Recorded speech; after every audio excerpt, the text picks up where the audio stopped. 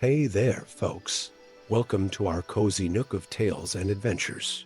Today, like every episode, we're unlocking the doors of imagination to explore new worlds, meet fascinating characters, and experience unique emotions. I promise to take you on an unforgettable journey through the power of words. So, get comfy, grab your favorite drink, snuggle into that perfect spot, and get ready to lose yourself in a new story. Leave the outside world behind for a while and dive with me into the depths of storytelling. If you enjoy our content and want to support the channel, consider hitting that subscribe button and giving the video a thumbs up. Now, without further ado, let's dive into today's story. In the cavernous depths of Moria, where shadows danced like living things and the very air whispered ancient secrets, young Thorin Ironheart stood before a crumbling stone tablet. His eyes, bright with a mix of excitement and trepidation, traced the faded runes etched into its surface. The dwarf's heart raced as he deciphered the words, for they spoke of a prophecy, long forgotten, the return of the Balrog, the demon of shadow and flame. Thorin's hand trembled as he reached out to touch the cold stone, his fingers tracing the grooves of the ancient script. The weight of destiny settled upon his shoulders like a heavy cloak. He knew in that moment that his life would never be the same. The young warrior had come to Moria seeking glory and adventure, but now he found himself facing a task that could determine the fate of all Middle-earth. As he stood there, lost in thought, the great halls of Khazad-dûm seemed to awaken around him. The whispers of countless generations of dwarves echoed through the vast chambers, urging him forward. Thorin knew he could not ignore this call to action. With a deep breath, he steeled himself for the perilous journey that lay ahead. The first steps of his quest led him deeper into the heart of the mountain. Thorin navigated through winding passages and across treacherous chasms, his dwarven instincts guiding him through the labyrinthine mines. The further he ventured, the more signs of an ancient evil. He encountered scorched walls, twisted metal, and an oppressive darkness that seemed to devour the light of his torch. It was on the third day of his solitary expedition that Thorin first encountered the ORCs. A band of the foul creatures ambushed him in a narrow corridor, their guttural cries echoing off the stone walls. Thorin's axe sang as he fought, its blade flashing in the torchlight as he cleaved through his enemies. Though outnumbered, the young dwarf's skill and determination saw him emerge victorious, but not unscathed. Nursing a wound on his arm, Thorin pressed on, driven by an urgency he could not fully explain. He knew that time was of the essence, though he did not yet understand why. As he delved deeper into Moria, the air grew thick with an oppressive heat, and an eerie red glow began to illuminate the passages ahead. It was in one of these crimson-lit chambers that Thorin's path crossed with that of Erenar, an elven outcast with eyes that held secrets as deep as the mines themselves. The elf, tall and lithe, emerged from the shadows like a specter, his sudden appearance causing Thorin to raise his axe defensively. "Lower your weapon, son of stone," Erenar spoke, his voice as smooth as silk yet edged with steel. "I am no friend to the darkness that grows here." Thorin, wary but intrigued, slowly lowered his axe. "What brings an elf to the depths of Moria?" he asked, his voice gruff with suspicion. Erenar's eyes seemed to flicker with an inner fire as he replied, "The same thing that drives you, I suspect. The awakening of an ancient evil." As the two unlikely allies shared their knowledge, a bond began to form between them. Erenar revealed that he had been exiled from his woodland realm for delving too deeply into forbidden lore knowledge that now proved crucial to their quest. He spoke of the true nature of the Balrog, a being not of pure evil, but of corruption and fallen grace. The Balrog was once a Maya, a spirit of fire and light, Erenar explained as they made camp in a hidden alcove. It was seduced by Morgoth's promises of power and twisted into a creature of shadow and flame. But within its core, a spark of its original nature remains. Thorin listened, fascinated and horrified in equal measure. "Are you suggesting that this demon can be redeemed?" Erenar shook his head solemnly. "Redemption may be beyond its reach, but containment is not. There exists an artifact, a relic of the First Age, that has the power to bind the Balrog and prevent its full awakening. And so, their quest took on a new urgency. Dwarf and elf, once bitter enemies, now united in a common cause, set out to find this ancient relic. Their journey took them through the grandest halls of Moria, where pillars rose like forest trees of stone, and across narrow bridges spanning bottomless abysses. They faced countless perils along the way. Swarms of cave trolls tested their mettle, while cunning traps left by the dwarves of old challenged their wits. But perhaps the greatest danger came from within, as the oppressive darkness of Moria began to weigh on their spirits. Thorin found himself plagued by doubts and dark whispers, urging him to abandon his quest and claim the riches of Moria for himself. Erenor, too, struggled against the temptation to use his forbidden knowledge for power. Yet in their darkest moments, they found strength in each other, their unlikely friendship becoming a beacon of hope in the gloom. As they delved ever deeper, signs of the Balrogs stirring became more evident. The heat grew almost unbearable, and they began to hear a distant, rhythmic pounding, like the beating of a colossal heart. The very stone beneath their feet seemed to pulse with malevolent energy. Their search led them to a vast chamber, its ceiling lost in darkness high above. At its center stood an altar of black stone, and upon it rested their prize, the Silmaril of Binding, a jewel that gleamed with an inner light, so pure it brought tears to their eyes. But they were not alone. As Thorin reached for the Silmaril, a terrifying roar shook the chamber. From the shadows emerged a figure of nightmare, the Balrog itself, not yet fully awakened, but stirring with terrible purpose. The demon towered over them, wreathed in shadow and flame. Its eyes blazed with an infernal light as it fixed its gaze upon the Silmaril. With a roar that shook the very foundations of Moria, it lunged forward. What followed was a battle of legend, a desperate struggle against a foe of unimaginable power. Thorin's axe and Erenor's blade seemed pitiful against the Balrog's might, yet they fought on with the courage of true heroes. The chamber became a maelstrom of fire and shadow as they darted and weaved, striking where they could and retreating from the Balrog's earth-shattering blows. In a moment of clarity amidst the chaos, Erenor saw their opportunity. The Silmaril, he cried to Thorin. Use it now. With a mighty leap, Thorin vaulted over a gout of flame and seized the jewel. Its touch seared his hand, but he held fast, raising it high. The Silmaril's light blazed forth, piercing the shadows and causing the Balrog to recoil with a howl of agony. Erenor began to chant in a language so ancient it made the stones themselves tremble. The Silmaril pulsed in response, its light growing ever brighter. Thorin, guided by an instinct he didn't understand, thrust the jewel towards the Balrog. A blinding flash filled the chamber, and when it faded, the Balrog was gone. In its place stood a swirling vortex of shadow and flame, contained within a sphere of pure light. The Silmaril, now dim and clouded, fell from Thorin's grasp and shattered upon the stone floor. Silence fell over the chamber as dwarf and elf stared in awe at what they had accomplished. The Balrog was bound, its awakening prevented, but not destroyed. It would remain a constant threat, requiring eternal vigilance. As they made their way back to the surface, weary but triumphant, Thorin and Erenor knew that their quest had only just begun. The secret of the Balrog's binding would need to be protected, and Moria would require guardians to ensure the demon never broke free. Standing at the gates of Moria, gazing out at the world they had saved, Thorin turned to his elven friend. "What now?" he asked, his voice thick with emotion.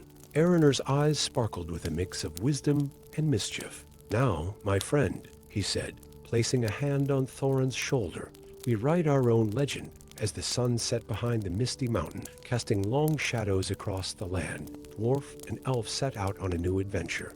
The tale of their friendship and their victory over the Balrog would be sung in the halls of both their peoples for ages to come, a testament to the power of unity in the face of darkness. And deep within Moria, bound but not defeated, the Balrog slumbered. Its fate, like the fate of Middle-earth itself, remained uncertain, waiting for the next chapter in the eternal struggle between light and shadow to unfold. Story 2. In the shadow of the misty mountains, where ancient stone whispered secrets of ages past, Lyra Flameheart awoke with a start. Her chambers in the hidden city of Kara's Galadhon trembled with the force of her vision, a dream of fire and darkness that threatened to consume all of Middle-earth. The last of the Guardians, descendants of an ancient order, sworn to protect the realm from unspeakable evils. Lyra knew that this was no ordinary nightmare. As the first light of dawn filtered through the silver leaves of the Malorn trees, Lyra donned her enchanted cloak, its fabric shimmering with protective runes.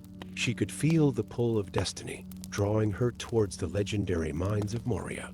With each step, the weight of her responsibility grew heavier, for she alone understood the true nature of the threat that lay dormant in the depths of the mountain. The journey to Moria was perilous, filled with whispers of dark creatures that roamed the wild lands. Yet Lyra pressed on, guided by the urgency of her visions.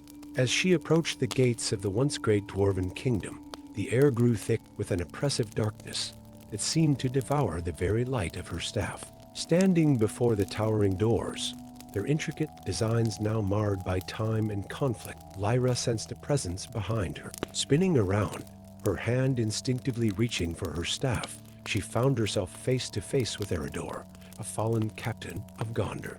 His once proud armor was tarnished, and his eyes held the haunted look of a man who had seen too much. "What brings a warrior of Gondor to this accursed place?" Lyra asked, her voice laced with caution and curiosity. Eredor's hand rested on the hilt of his sword as he replied, "Redemption, my lady, and perhaps a chance to right the wrongs of my past." Before Lyra could respond, a small figure emerged from the shadows, startling them both. It was a hobbit, his curly hair matted with dirt, and his bright eyes filled with a mix of fear and determination. "Peregrine took at your service," the hobbit said with a bow that seemed both respectful and slightly mocking. "Though most call me Pip, I couldn't help but overhear your conversation, and I think you might be in need of someone small and clever." Lyra studied her unlikely companions, sensing that their meeting was no mere coincidence. The threads of fate had brought them together, each with their own part to play in the coming battle. With a nod of acceptance, she turned back to the gates of Moria. "What we face inside is beyond anything you can imagine," she warned, her voice grave. "The Balrog of Morgoth, a demon of shadow and flame, lies trapped between life and death, and there are those who seek to awaken it, to harness its terrible power for their own dark purposes." As the gates groaned open, revealing the yawning darkness beyond, Lyra shared the full extent of her vision. She spoke of the cult that had taken root in Moria's depths, of their twisted rituals, and their plan to resurrect the Balrog. The fate of Middle-earth hung in the balance, and they were the only ones who could stop it. Their descent into Moria was like entering another world. Vast halls stretched into darkness, their grandeur now a fading memory. The air was thick with dust and the echoes of ancient battles. As they ventured deeper, Lyra's staff illuminated crumbling statues and faded murals that told the story of the Dwarves' glory and their eventual downfall. Pip's keen eyes and light feet proved invaluable as they navigated treacherous passages and avoided ancient traps. Eredor's skill with a blade was tested more than once as they encountered groups of ORCs and goblins that had made the abandoned mines their home. And through it all, Lyra's magic pulsed like a beacon, guiding them towards their goal. As they delved deeper, the oppressive heat grew, and an eerie red glow began to illuminate the cavern. They found themselves in a vast chamber, its ceiling lost in darkness high above. At its center stood an obsidian altar, surrounded by robed figures chanting in a dark, guttural language. The cult of the Balrog had begun their ritual. Hiding behind a fallen pillar, the companions watched in horror as the cultists began to channel dark energies into the altar. The very air seemed to warp and twist, and in the heart of the maelstrom, a form began to take shape, a creature of shadow and flame, not fully corporeal, but growing stronger with each passing moment. "We must stop the ritual," Lyra whispered urgently. Eredor, Pip, create a distraction. "I'll try to disrupt their magic." As Eredor charged forward with a battle cry that echoed through the chamber, Pip darted between the cultists' legs, causing confusion and chaos. Lyra seized the moment, raising her staff high and unleashing a burst of pure, white light that shattered the darkness. The battle that ensued was fierce and desperate. Eredor's sword flashed as he fought cultist after cultist, his skills honed by years of combat returning in full force. Pip, though small, proved a formidable opponent, his quick wit and quicker feet keeping him one step ahead of danger.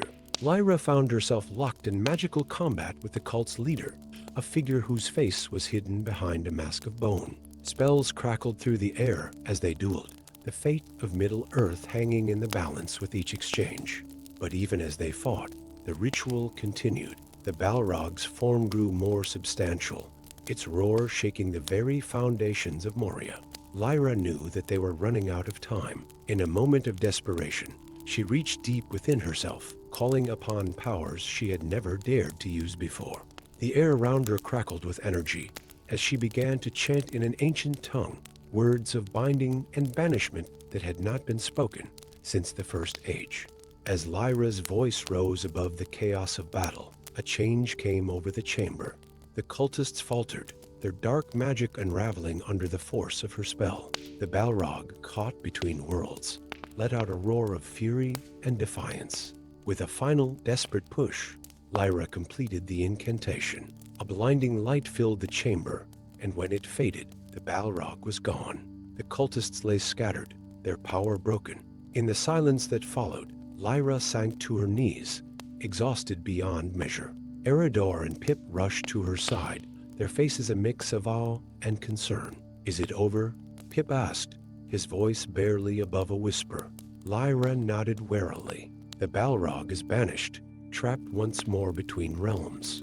But the threat is not ended. As long as the knowledge of its existence remains, there will always be those who seek to unleash its power. As they made their way back to the surface, the weight of their victory and the responsibility it brought settled upon them. They had saved Middle-earth from a terrible fate, but at what cost? And what other dangers lurked in the shadows, waiting for their moment to strike? Emerging from the gates of Moria, blinking in the bright sunlight, Lyra turned to her companions. "Our paths were brought together for a reason," she said, her voice filled with both weariness and determination. "I believe our journey is far from over." Eredor nodded, a new purpose shining in his eyes. "I pledged my sword to this cause, and I will see it through to the end." Pip, brushing dust from his jacket, grinned up at them. "Well, I suppose someone needs to keep you big folk out of trouble. Count me in." As they set off together, leaving the dark mines of Moria behind, Lyra felt a glimmer of hope. The road ahead would be long and fraught with danger, but with friends like these by her side, she knew that anything was possible. And so, a new fellowship was born, bound by the shared experience of facing an ancient evil and the knowledge that their greatest adventures were yet to come. As they walked into the setting sun, the tales of their deeds began to spread throughout Middle-earth, whispered around campfires and sung in the halls of kings. The legend of the Guardian, the fallen captain, and the clever hobbit who saved the world from shadow and flame had only just begun. Story 3. In the ethereal forests of Lothlorien, where golden leaves whispered ancient secrets and time itself seemed too slow, young Elender Starweaver stood before the Lady Galadriel. The elven apprentice's heart raced as he received his first true mission from the legendary sorceress, her eyes shimmering with the wisdom of ages. "Journey to Moria, Linder," Galadriel's voice echoed in his mind, for darkness stirs once more in its depths. "You must uncover the truth behind the whispers of evil that reach our ears." As Elinder set out from the safety of the Golden Wood, the weight of his task settled upon his shoulders like a heavy cloak. He was Gandalf's newest apprentice, chosen for his keen mind and natural affinity for magic, but he couldn't help but wonder if he was truly ready for such a monumental responsibility. The journey to Moria was fraught with peril. Elinder traversed treacherous mountain paths, his elven grace put to the test as he navigated narrow ledges and icy slopes.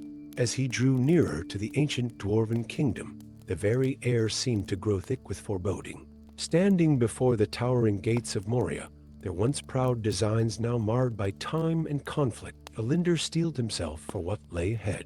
With a whispered word of power, he caused the doors to groan open, revealing the yawning darkness beyond. The halls of Moria stretched before him, vast and echoing with the ghosts of the past.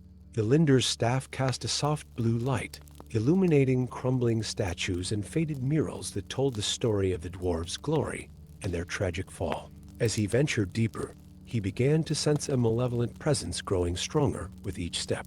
It was in a grand chamber, its ceiling lost in shadow high above, that Elinder encountered the first signs of the evil he sought. A group of treasure hunters, their eyes gleaming with greed, were attempting to pry gems from an ancient dwarven statue. As Elinder watched from the shadows, he saw a dark mist seep from the disturbed stones, wrapping around the men and seeping into their very being. With a start, Elinder realized the true nature of the threat. The spirit of the Balrog, not fully vanquished, was using the greed and fear of those who entered Moria to slowly reconstitute itself. Each act of avarice, each moment of terror, fed the demon's essence and brought it closer to rebirth. Revealing himself to the startled treasure hunters, Elinder attempted to warn them of the danger, but the dark influence had already taken hold, and they turned on him with snarls of rage. The young mage was forced to defend himself, his magic flaring as he incapacitated the men without causing permanent harm. As he bound the unconscious treasure hunters with magical rope, Elinder's mind raced.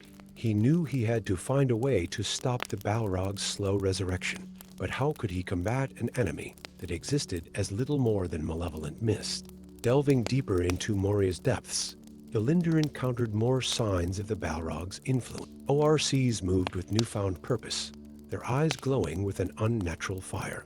Ancient traps sprung to life as he passed, imbued with a sinister intelligence. And always, there was the oppressive heat, growing stronger as he neared the chasm where Gandalf had faced the demon long ago. It was in the archives of Moria, a vast library miraculously preserved through the ages, that Elinder found a glimmer of hope. Among the dusty tomes and crumbling scrolls, he discovered texts speaking of the true nature of the Balrogs. These beings, once mire like Gandalf himself, had been corrupted by Morgoth in the First Age, but within their fiery cores, a spark of their original nature remained. As Elinder pored over the ancient texts, piecing together fragments of lore, he began to formulate a plan. It was desperate and dangerous, but it might be the only way to prevent the Balrog's return. The final confrontation took place in the very heart of Moria, a vast cavern where the Balrog had fallen. The air shimmered with heat, and dark mist swirled ominously, taking on a vaguely humanoid shape. Elinder could feel the malevolent intelligence pressing against his mind, seeking to corrupt him as it had the others. Drawing upon all his training and inner strength, Elinder began to chant in a language so ancient it made the very stones of Moria tremble. It was not a spell of binding or banishment, but one of revelation and remembrance. With each word, pulses of pure, white light emanated from his staff, cutting through the darkness. The mist recoiled, its form writhing as if in pain. But Elinder pressed on, his voice rising as he wove a tale of the Balrog's origins not as a creature of darkness, but as a spirit of fire and light. He spoke of its creation, its fall, and the spark of its true self that still remained. As the spell reached its crescendo, the cavern erupted in a maelstrom of shadow and flame. The Balrog's essence, caught between its corrupted form and its original nature, howled in fury and anguish. Elinder stood firm in the center of the storm, his staff held high as he completed the incantation. With a final, earth-shaking roar, the darkness dissipated. In its place stood a being of pure, white flame, the Balrog restored to its original form as a Maya of all. Its eyes, no longer filled with malice, regarded Elinder with a mix of gratitude and sorrow. In that moment of connection, Elinder understood the full weight of what he had done. He had not destroyed the Balrog, but had given it a chance at redemption. As the being of light faded from view, returning to the realm of the Valar, Elinder knew that his actions would have far-reaching consequences for all of Middle-earth. Exhausted but triumphant, Elinder made his way back to the surface. As he emerged from the gates of Moria, blinking in the bright sunlight, he found Gandalf waiting for him. The old wizard's eyes twinkled with pride and a hint of mischief. "Well done, my young apprentice," Gandalf said, placing a hand on Elinder's shoulder. "You have not only prevented a great evil, but have also uncovered a truth long forgotten. The road ahead may be uncertain, but you have taken your first steps into a larger world. As they set off together, leaving the dark mines of Moria behind, Valinder felt a mix of exhilaration and trepidation. He had faced an ancient evil and emerged victorious, but he knew that this was only the beginning of his journey. The knowledge he had gained about the true nature of the Balrogs and the possibility of their redemption would shake the very foundations of what was known about the history of Middle-earth. Gandalf and Elendil walked into the setting sun, their minds filled with the implications of what had transpired. The young elven mage knew that his path would not be an easy one, but he was ready to face whatever challenges lay ahead. For in the depths of Moria, he had not only confronted an ancient evil, but had also discovered the true strength of his own spirit. As the tale of Elendil's deed spread throughout the lands, whispered in the halls of elven lords and sung by dwarven bards, a new chapter in the history of Middle-earth began to unfold. The legend of the young mage who brought light to the darkness of Moria would be remembered for ages to come, a testament to the power of wisdom, courage, and the enduring spark of goodness that exists even in the most corrupted of souls. Story 4. In the shadow of the misty mountains, where ancient stone whispered tales of glory and ruin, Princess Thurina Ironheart stood at the threshold of destiny. The last heir to the throne of Moria, she gazed upon the sealed gates of her ancestral home, her heart pounding with a mixture of anticipation and dread. The weight of generations rested upon her shoulders, urging her to reclaim the legendary halls of Khazad-dûm. As the first rays of dawn painted the mountainside in hues of gold and crimson, Thurina raised her war hammer high, its rune-etched surface gleaming in the early light. Behind her, an army of dwarves stood ready, their armor glinting and their spirits steeled for the trials ahead. With a resounding battle cry that echoed through the valleys, Thurina struck the ancient doors, and the quest to reclaim Moria began. The gates groaned open, revealing a vast darkness that seemed to swallow the very light of day. As Thurina led her people into the shadowy depths, the air grew thick with dust and memories. The grand halls of Khazad-dûm stretched before them, their majesty dimmed by centuries of abandonment, but not entirely forgotten. Thurina's heart swelled with pride as she beheld the craftsmanship of her ancestors. Massive pillars rose like petrified trees, supporting ceilings so high they were lost in shadow. Intricate carvings adorned every surface, telling the story of the dwarves' glory and their tragic fall. Yet beneath the wonder, a sense of unease gnawed at her. The silence was too complete, the darkness too eager to swallow their torchlight. As they delved deeper into the mine, Thurina and her army encountered the first of many challenges. Ancient traps, set by the dwarves of old to protect their treasures, sprang to life. Floors gave way to reveal spike-filled pits, and poison darts whistled through the air. Thurina's quick reflexes and her warrior's strength saw them through, but not without cost. It was in the grand chamber of Mizarble that they faced their first true battle. A horde of goblins, twisted creatures that had made the abandoned mines their home, ambushed the dwarven army. The clash of steel on steel echoed through the vast hall as Thurina led the charge, her warhammer a blur of motion as she smashed through the goblin ranks. In the heat of battle, Thurina felt a strange exhilaration. This was what she was born for, to lead her people, to fight for their birthright. As the last goblin fell, she stood victorious amidst the chaos, her armor streaked with dark blood and her eyes blazing with the fire of conquest. But their troubles were far from over. As they pressed on, descending ever deeper into the heart of the mountain, the air grew thick with an oppressive heat. Strange whispers echoed through the tunnels, and shadows seemed to move of their own accord. Thurina felt a growing sense of dread, a primal fear that she couldn't quite name. It was Balin, her trusted advisor and lore master, who first gave voice to the unspeakable. "My princess," he said, his voice hushed with awe and terror, "I fear we have awakened something ancient and terrible.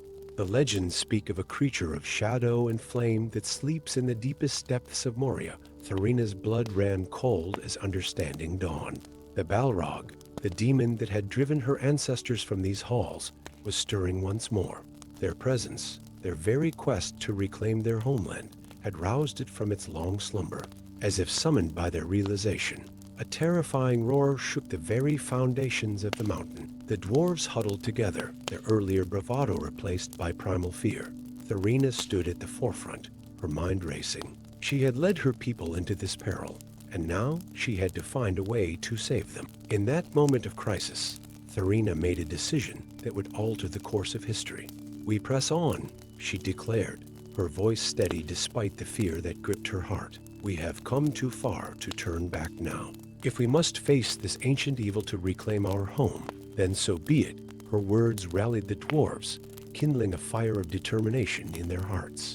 They forged ahead, deeper into the mines, even as the signs of the Balrog's awakening grew more apparent. The heat became almost unbearable, and rivers of molten rock flowed through crevices in the stone. As they neared the lowest levels of Moria, Thorina and her army discovered wonders beyond their wildest dreams. Vast chambers filled with mithril veins that glittered like starlight. Ancient forges of such ingenious design that they took the dwarven craftsman's breath away. And artifacts of power, relics of a bygone age that pulsed with latent magic. But with each discovery came a terrible price. The Balrog's influence grew stronger, and Thorina could feel its malevolent presence pressing against her mind.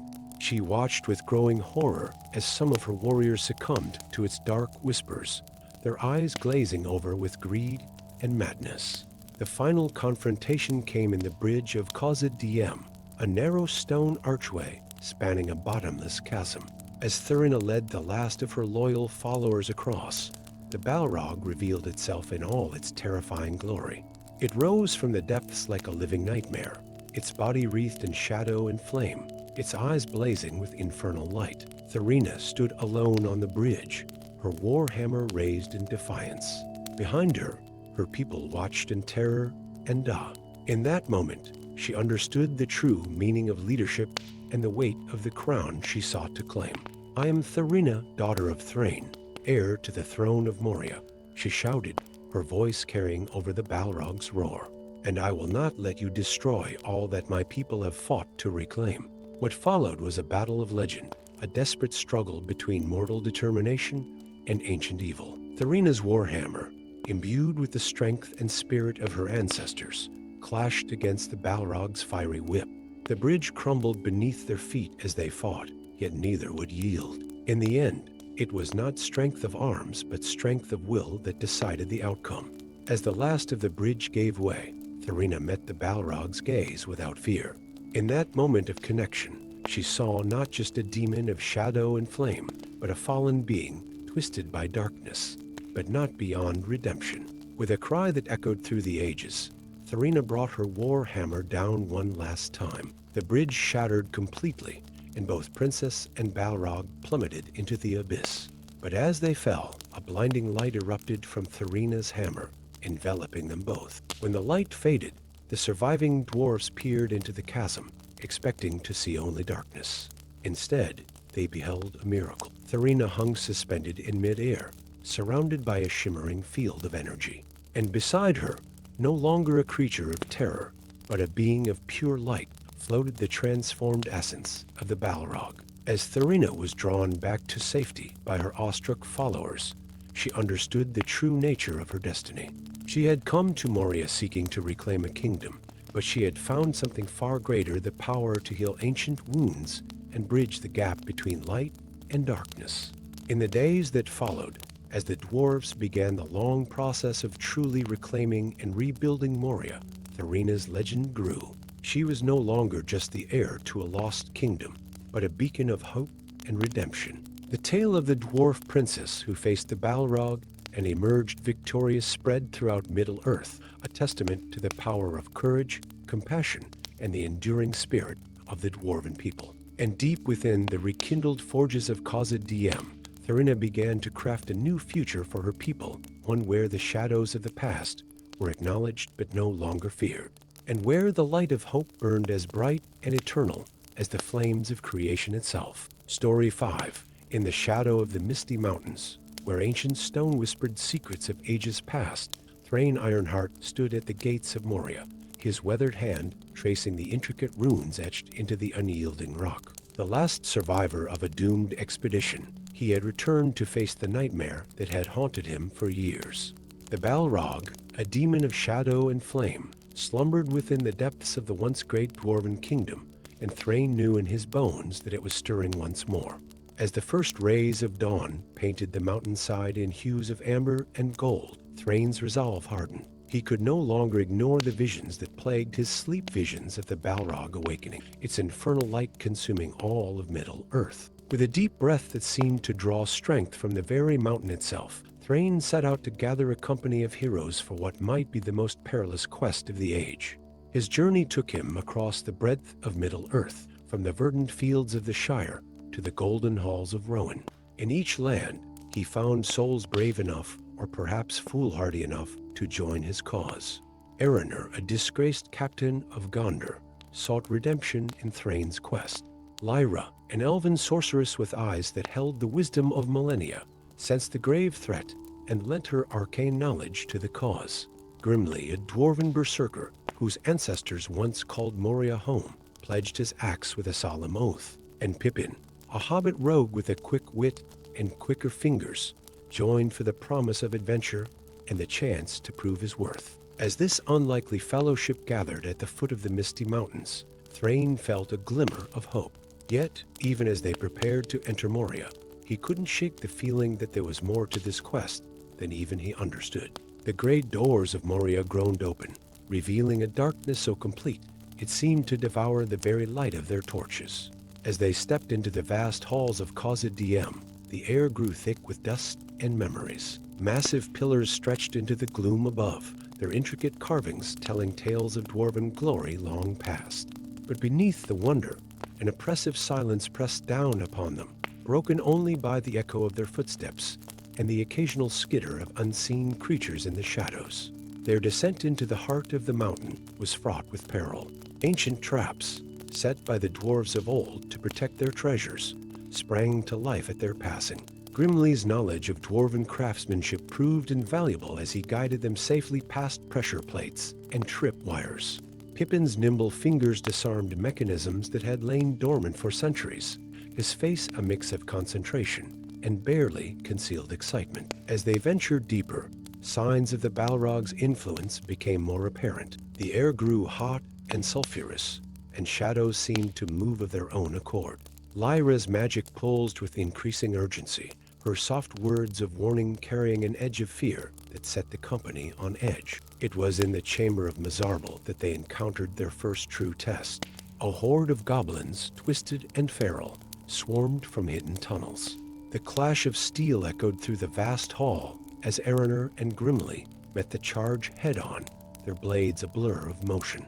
Thrain fought with the desperation of a man who had seen this nightmare before, his war hammer crushing goblin skulls with each mighty swing. Lyra's spells lit up the chamber, bolts of arcane energy felling foes left and right, while Pippin darted between enemies, his small blade finding weak points with uncanny precision. As the last goblin fell, the company stood victorious but shaken. The battle had awakened something deep within the mountain, a rhythmic pounding that seemed to shake the very foundations of Moria. The Balrog was stirring. With renewed urgency, they pressed on, descending ever deeper into the heart of the mountain. The heat became almost unbearable, rivers of molten rock flowing through crevices in the stone. It was here, in a vast cavern lit by the hellish glow of lava, that they made a discovery that would change everything. Hidden behind a veil of shimmering heat, they found an ancient sanctuary. Runes of protection more ancient than even the oldest dwarven script covered the walls. At the center stood a group of robed figures, the last remnants of a secret order of guardians, sworn to contain the Balrog's evil. The leader of the guardians, an ageless woman named Elara, revealed a truth that shook Thrain to his core. The Balrog was not merely a demon, but a fallen Maya, a being of immense power that had once served the Valar themselves. Its awakening would not just threaten Moria, but the very balance of power in Middle-earth. As Elara spoke of an ancient artifact, the Silmaril of binding, that could potentially seal the Balrog away for good, a terrible roar shook the cavern. The demon of shadow and flame had awakened, and it was coming for them. What followed was a desperate race against time. The company, now joined by Alara and her fellow guardians, fought their way through hordes of creatures corrupted by the Balrog's influence. Erenor's sword sang as he cut down foes with a skill born of years of battle. Grimly's berserker rage was a sight to behold, his axe cleaving through enemies as if they were made of parchment. Lyra and the Guardians combined their magic, creating barriers of force to hold back the tide of darkness. As they neared the bridge of Khazad-dûm, where the Silmaril was said to be hidden, the Balrog revealed itself in all its terrifying glory. It rose from the chasm like a living nightmare, its body wreathed in shadow and flame, its eyes blazing with infernal light. Thrain stood at the forefront, his warhammer raised in defiance. In that moment, all his fears, all his nightmares, crystallized into a single point of pure determination. He would not let this evil destroy all that he loved. For Moria, for Middle-earth, he cried, his voice carrying over the Balrog's roar. The company rallied behind him, each member drawing upon reserves of courage they didn't know they possessed. What followed was a battle of legend, a desperate struggle between mortal determination and ancient evil. Thrain and his companions fought with everything they had, their weapons and spells seeming pitifully small against the Balrog's might. Yet they did not yield. As the battle raged, Pippin, guided by some instinct he couldn't explain, slipped away from the main fight. His keen eyes had spotted something glinting amidst the chaos, the Silmaril of binding, hidden in a crevice near the bridge. With the Balrog distracted by the main force, Pippin made his move. He darted across the bridge, dodging gouts of flame and lashing shadows. His small hands closed around the Silmaril, and he felt a surge of power unlike anything he had ever experienced. Thrain, Pippin's voice, cut through the din of battle. The Silmaril, use it now. In a moment that would be remembered for ages to come, Thrain caught the thrown Silmaril. Its light blazed forth, piercing the shadows and causing the Balrog to recoil with a howl of agony. Thrain, drawing upon every ounce of strength he had left, raised the Silmaril high and began to chant in a language so ancient it made the stones themselves tremble. The Silmaril pulsed in response, its light growing ever brighter. A blinding flash filled the cavern, and when it faded, the Balrog was gone. In its place stood a swirling vortex of shadow and flame, contained within a sphere of pure light. The Silmaril, now dim and clouded, fell from Thrain's grasp and shattered upon the stone floor. Silence fell over the bridge as the company stared in awe at what they had accomplished. The Balrog was bound, its threat contained, but not destroyed. It would remain a constant reminder of the price of hubris and the need for eternal vigilance. As they made their way back to the surface, weary but triumphant, Thrain knew that their quest had only just begun. The secret of the Balrog's binding would need to be protected, and Moria would require guardians to ensure the demon never broke free again. Standing at the gates of Moria, gazing out at the world they had saved, Thrain turned to his companions. Each of them had been changed by their experience, bonds forged in the fires of adversity that would last a lifetime. "What now?" Pippin asked, his voice thick with emotion. Thrain's eyes sparkled with a mix of wisdom and determination as he replied, "Now, my friends, we write our own legend. The tale of how a dwarf, a man, an elf, a hobbit, and the last of an ancient order came together to save Middle-earth from shadow and flame as the sun set behind the misty mountain, casting long shadows across the land. The company set out on a new adventure. Their tale would be sung in the halls of every race for ages to come, a testament to the power of unity in the face of darkness, and a reminder that even in the darkest of times, hope can be found in the most unlikely of places." And deep within Moria, bound but not defeated, the Balrog slumbered. Its fate, like the fate of Middle-earth itself, remained uncertain, waiting for the next chapter in the eternal struggle between light and shadow to unfold. Story 6. In the cavernous depths of Moria, where shadows danced on ancient stone and the air thrummed with forgotten power, young Thorin Ironheart stood at the precipice of destiny. The dwarf warrior, his beard barely grown and his eyes bright with the fire of youth, had ventured deeper into the abandoned halls of his ancestors than any had dared in centuries. It was here, in a chamber veiled by darkness and whispered legends, that Thorin made a discovery that would shake the foundations of Middle-earth. As his torch flickered against obsidian walls etched with runes of power, Thorin felt a tremor beneath his feet. At first, he mistook it for the settling of stone, a common occurrence in these neglected halls. But as the vibration grew, a realization dawned on him, terrible and awesome in its implications. The legends were true. The Balrog of Moria, the demon of shadow and flame that had driven his people from their greatest kingdom, was not dead. It slumbered, its malevolent presence seeping through the very rock like a dark heartbeat. Thorin's discovery set in motion a chain of events that would test the courage of the free peoples of Middle-earth and challenge the very notions of good and evil. Word spread like wildfire, carried by ravens to the corners of the world. The Elves of LOTR, their golden leaves trembling with foreboding, sent emissaries to confirm the young dwarf's tale.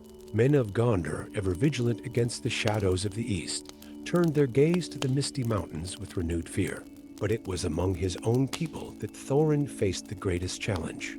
The Dwarves of the Iron Hills, led by the skeptical and battle-hardened Dane Stonefist, dismissed Thorin's warnings as the fantasies of a foolhardy youth. The Balrog is dead, Dane proclaimed in his halls of steel and stone, and the dead should remain undisturbed. Undeterred, Thorin set out on a perilous quest to gather allies and uncover the truth behind the Balrog's apparent resurrection. His journey took him through lands both wondrous and perilous.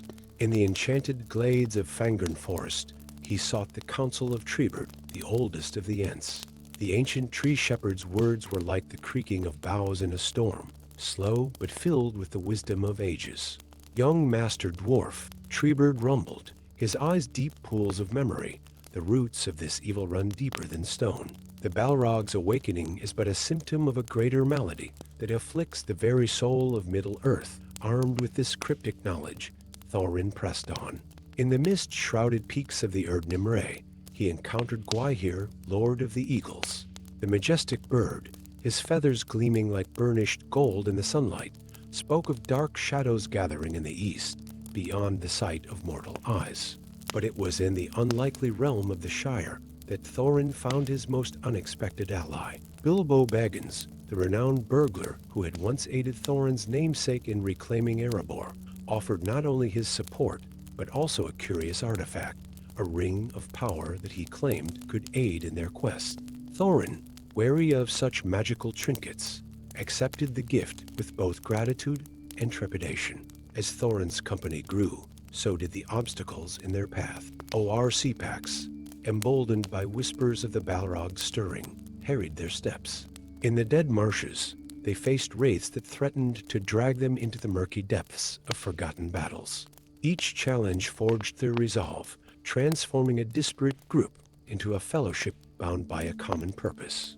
Among Thorin's allies, none proved more surprising than Azog the Defiler. The pale ORC, once sworn enemy of the Dwarves, approached Thorin under a flag of truce. The awakening of the Balrog threatens all, Azog growled, his scarred face a mask of grim determination. Even the servants of darkness fear its unbridled wrath. This uneasy alliance drew the ire of many, particularly the Elves of Mirkwood. Legolas Greenleaf, son of Thranduil, voiced his mistrust openly. How can we trust the word of one who has spilled so much blood of the free peoples? He demanded, his hand never far from his bow. Thorin, however, saw beyond ancient grudges. In the face of annihilation, he proclaimed, his voice ringing through the halls of Rivendell, where they had gathered, old enmities must be set aside. We fight not for ourselves, but for all of Middle-earth. As their numbers swelled and their purpose crystallized, Thorin led his diverse band back to Moria. The once great dwarven city, now labyrinth of darkness and decay, loomed before them like a mole ready to swallow their hopes. Yet they pressed on, their torches pinpricks of light against the overwhelming gloom. In the deepest recesses of Khazad-dûm, they found ancient inscriptions that spoke of the Balrog's true nature.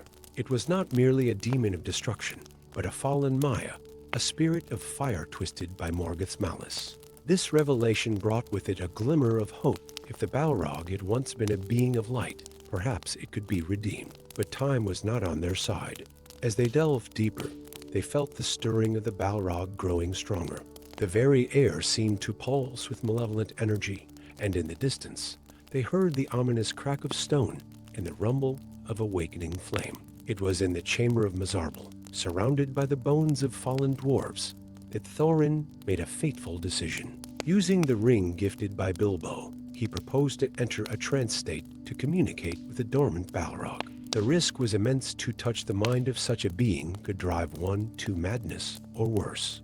As Thorin slipped into the ethereal realm between consciousness and shadow, his companions formed a protective circle around him. Elves notched arrows to bows, dwarves gripped axes with white-knuckled determination, and even Azog stood ready, his cruel blade gleaming in the torchlight. In the realm of shadow, Thorin confronted the essence of the Balrog. It was a maelstrom of flame and darkness, of primal rage and ancient sorrow. Through the haze of millennia, Thorin glimpsed the being the Balrog had once been, a spirit of creation and light, now twisted almost beyond recognition. With all the courage and compassion he could muster, Thorin reached out to that flickering ember of goodness. He showed the Balrog visions of the world above, of forests bathed in sunlight, of children's laughter, of the simple joys that made life worth living.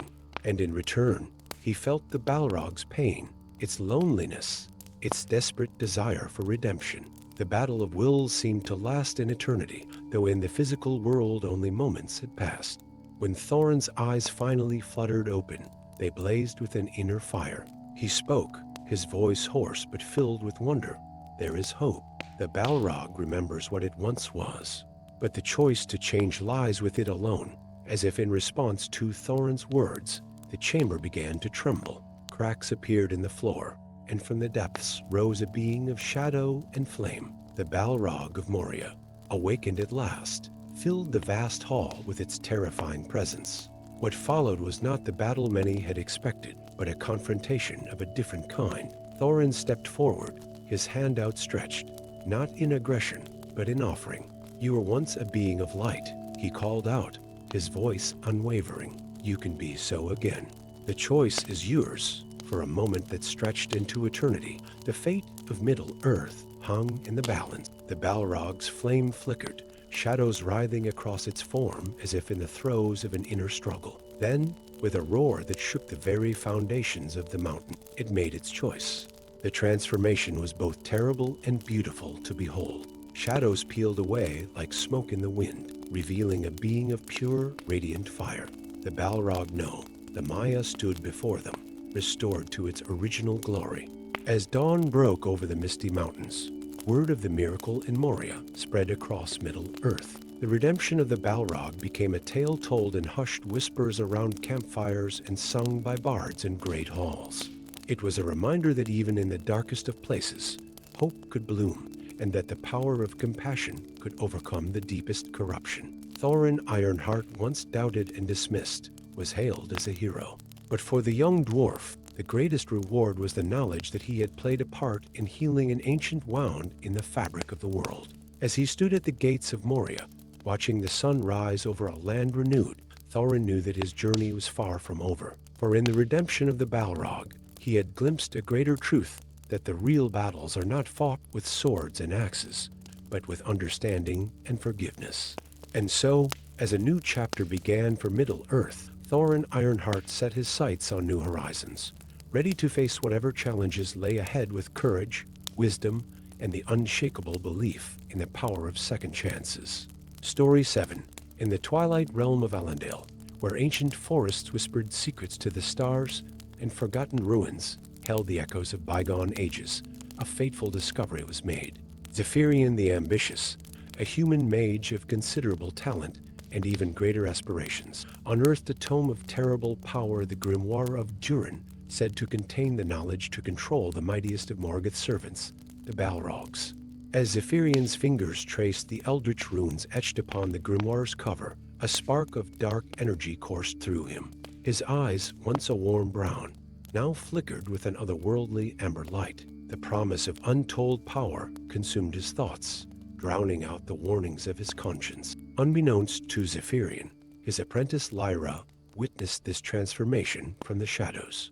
Her heart raced as she realized the magnitude of what her master had found.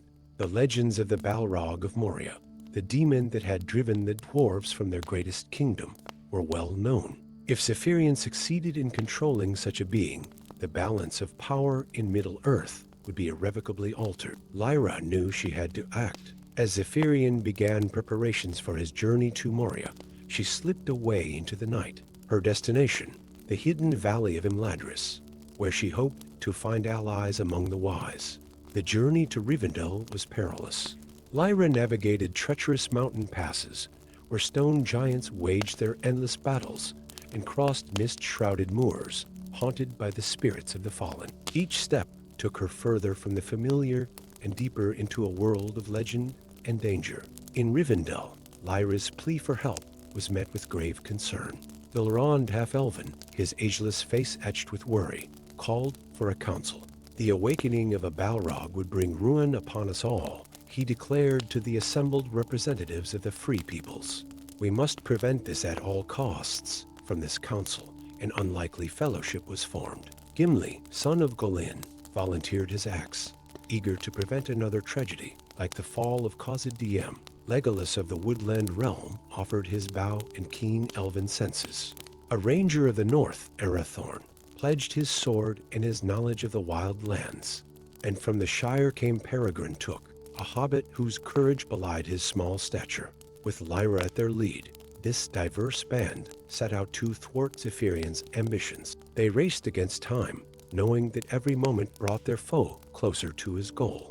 Their path took them through the ancient forest of Fangorn, where the very trees seemed to watch their passage with eyes of bark and leaf. It was in Fangorn that they gained an unexpected ally. Treebird, eldest of the Ents, was roused by their tale. Roomhum, a Balrog, you say?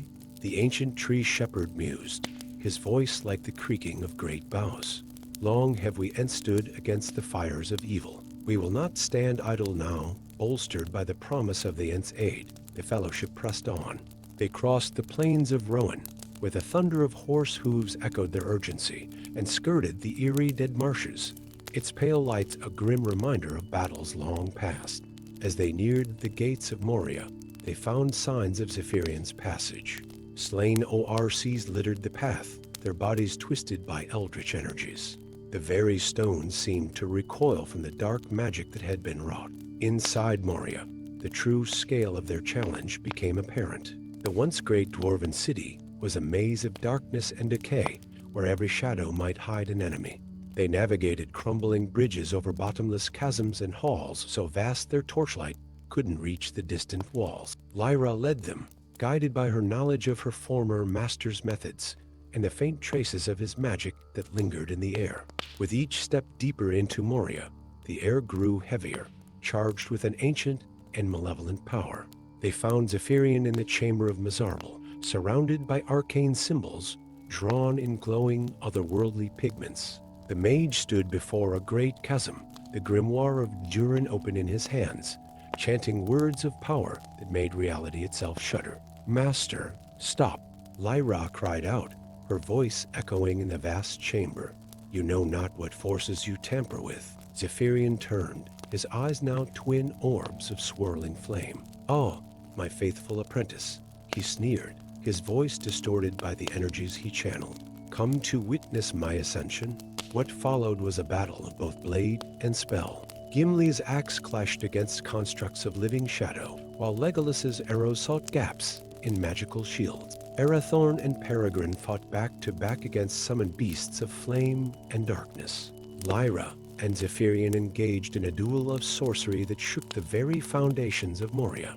Bolts of elemental fury collided with barriers of pure will. Incantations in languages long forgotten by mortals tore at the fabric of reality. As the battle raged, the chasm behind Zephyrian began to glow with an infernal light. From its depths rose a being of shadow and flame, the Balrog of Moria, awakened by the mage's ritual. The sight of the demon struck terror into the hearts of all present. Even Zephyrian, in his madness, seemed to realize the enormity of what he had done.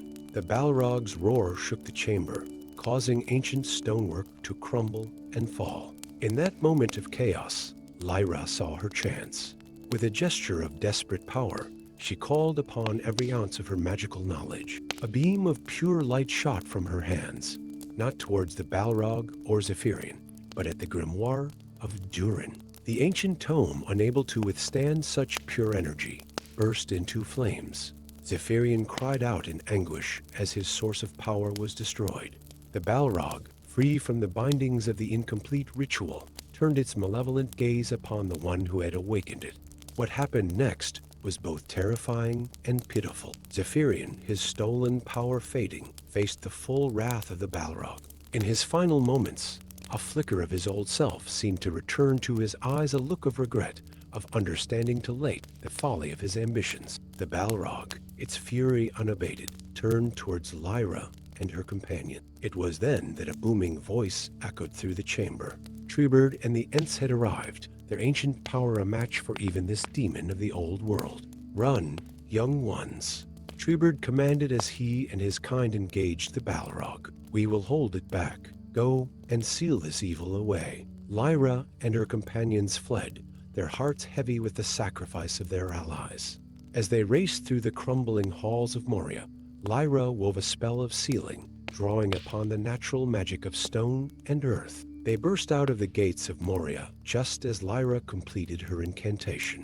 With a sound like the groan of the world itself, the entrance collapsed, sealing the Balrog and the Ents within. As dust settled and silence fell, the fellowship stood in the pale light of dawn, forever changed by their ordeal.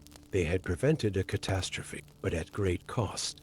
The fate of Treebird and the Ents remained unknown, a sacrifice that would be honored in song and story for ages to come.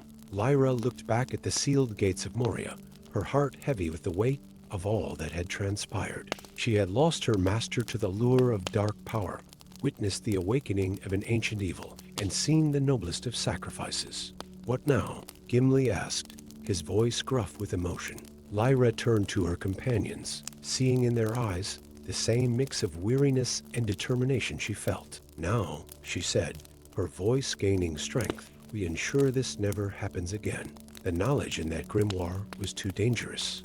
There may be other such artifacts out there, waiting to be misused, and so, as the sun rose over the misty mountains, casting long shadows across the land, a new quest began. Lyra and her companions set out into the world, guardians against the dark temptations that lurked in forgotten corners of Middle-earth. Their tale would be told in hushed whispers around campfires and sung in the great halls of elves and men.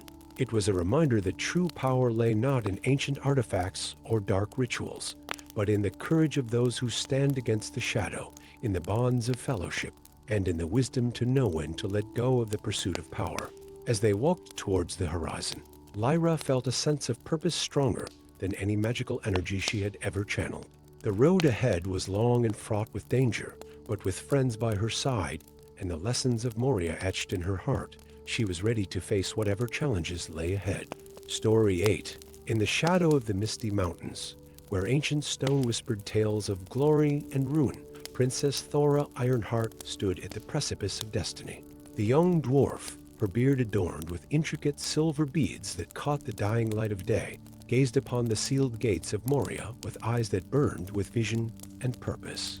For months, Thora had been plagued by dreams of the lost kingdom. In her slumber, she walked the vast halls of Khazad-dûm, felt the heat of forges long cold, and heard the echoing laughter of her ancestors. But always, at the heart of these visions, lurked a presence both terrifying and compelling, the Balrog of Moria, a being of shadow and flame that had driven her people from their greatest realm. Unlike the tales of terror passed down through generations, Thora's dreams painted a different picture. The Balrog she saw was not a monster of pure destruction, but a creature trapped between worlds, its fiery essence intertwined with the very soul of Moria.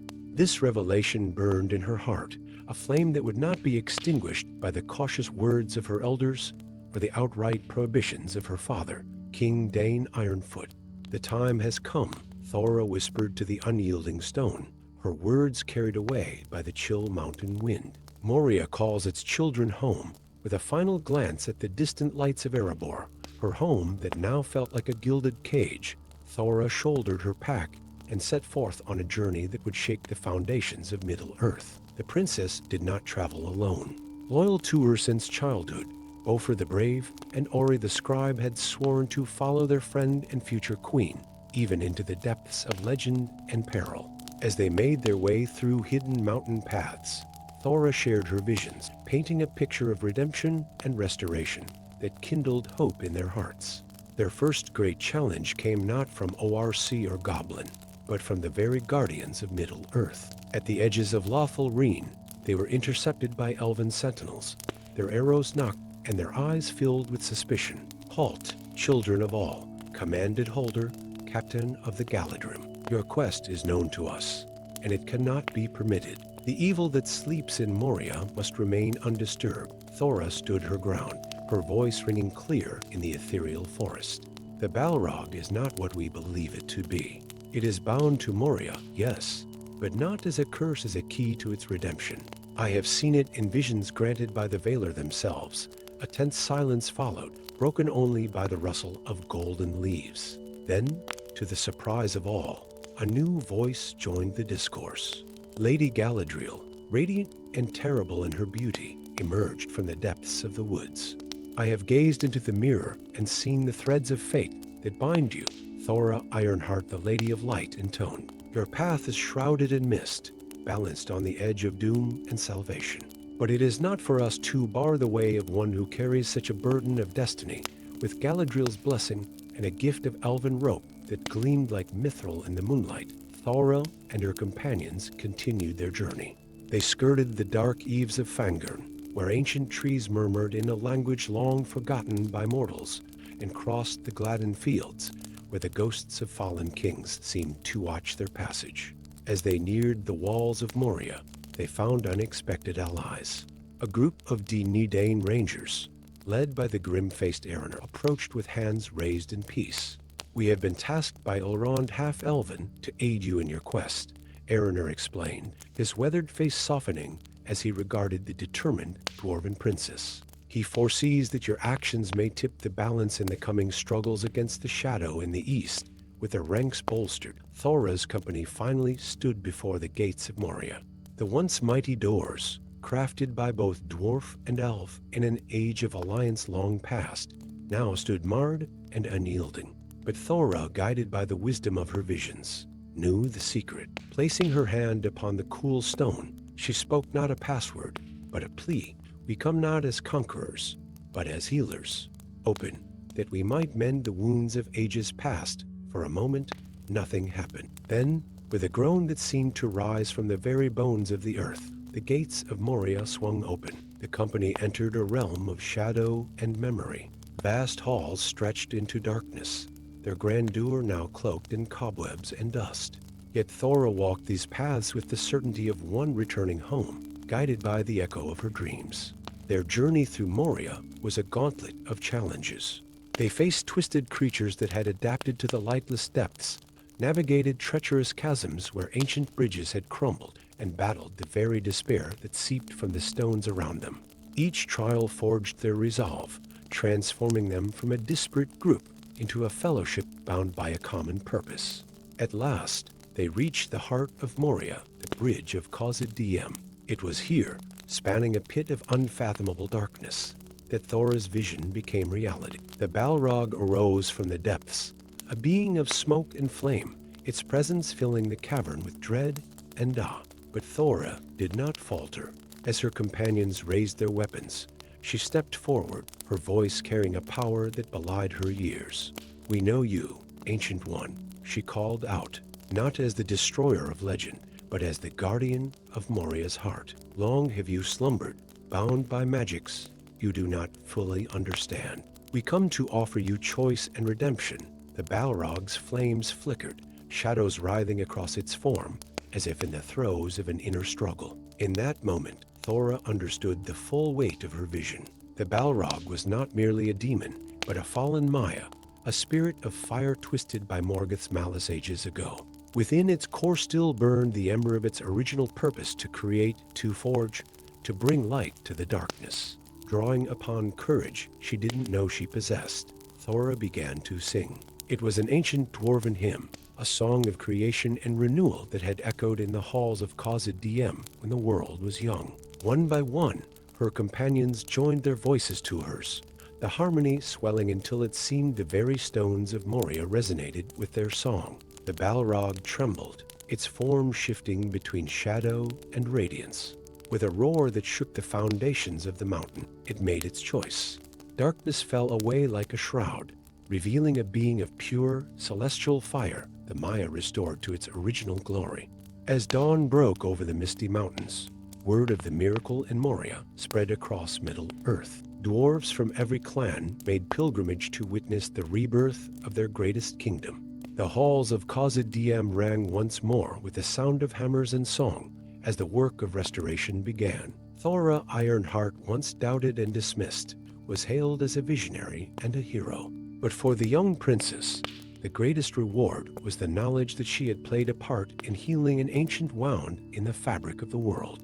As she stood upon the ramparts of Moria, watching the sun rise over a land renewed, Thora knew that her journey was far from over.